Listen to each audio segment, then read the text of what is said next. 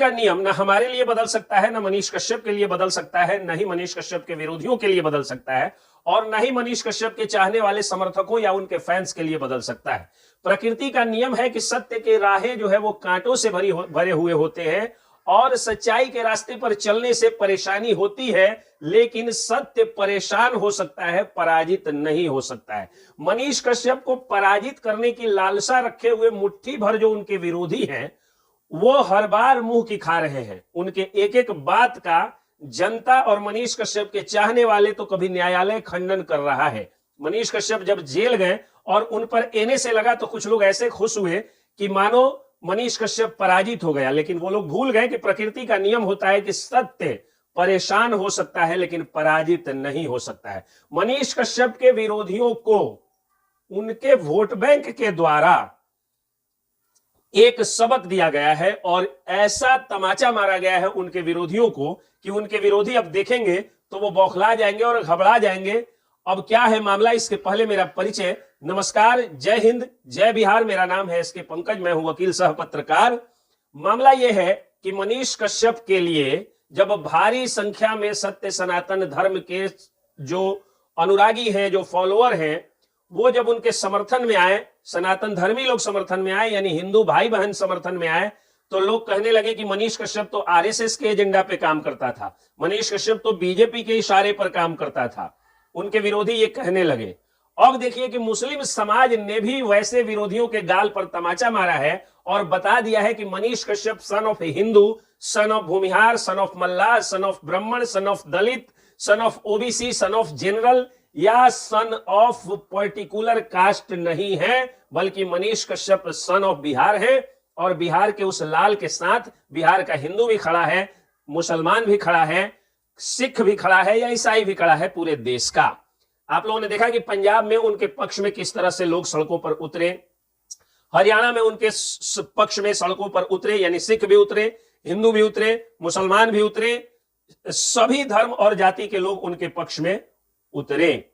अभी ताजा मामला सिवान जिले से है, जहां पर ताजिया के जुलूस में जहां पर मुहर्रम के जुलूस में ताजिया निकालते हुए मनीष कश्यप के समर्थन में पोस्टर लगे, और जहां पर मुहर्रम के जुलूस में ताजिया में मनीष कश्यप के समर्थन में पोस्टर लगे और लिखा गया कि मनीष कश्यप से की रिहाई के लिए वे लोग ऊपर वाले से, अल्लाह से, उस खुदा से वे लोग प्रार्थना कर रहे हैं। तो एक तरफ युवाओं का हुजूम बाबा धाम मनीष कश्यप के लिए निकल रहा है कि हे बाबा भोले, आपसे यही है अर्जी कि मनीष कश्यप से के ऊपर से हट जाएं सारे मुकदमे फर्जी। और दूसरी तरफ मुसलमान भाई भी मुहर्रम में ताजिया निकाल रहे हैं और ताजिया में पोस्टर लगा करके और अल्लाह से, खुदा से, अपने ऊपर वाले से, अपने भगवान और खुदा से वे लोग प्रार्थना कर रहे हैं कि हे ऊपर वाले, हे खुदा, हे मौला, हे अल्लाह, आप हमारे बिहार के बेटे सन ऑफ बिहार मनीष कश्यप को तमिलनाडु की मदुरई जेल से लौटा करके बिहार के सड़कों पर भेज दो, बिहार के गरीबों के बीच, मजलूमों के बीच उनकी आवाज को बुलंद करने के लिए भेज दो। तो ये उन लोगों के गाल पर बड़ा तमाचा है जो कहते हैं कि मनीष कश्यप के साथ सिर्फ हिंदू समाज है।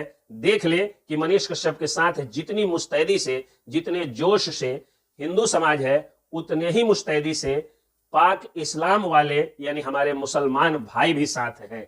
तो हिंदू हो या मुसलमान हो, सिख हो या ईसाई हो, बैकवर्ड हो या फॉरवर्ड हो, जिन भी लोगों को गरीबों और मजलूमों की आवाज बुलंद करना अच्छा लगता है, वो सभी मनीष कश्यप के समर्थन में खड़े हैं। हाँ, ये अलग बात है कि बिहार की सत्ता में बैठे हुए पार्टी के चमचे और चाटुकार लोग मनीष कश्यप का अब भी विरोध कर रहे हैं।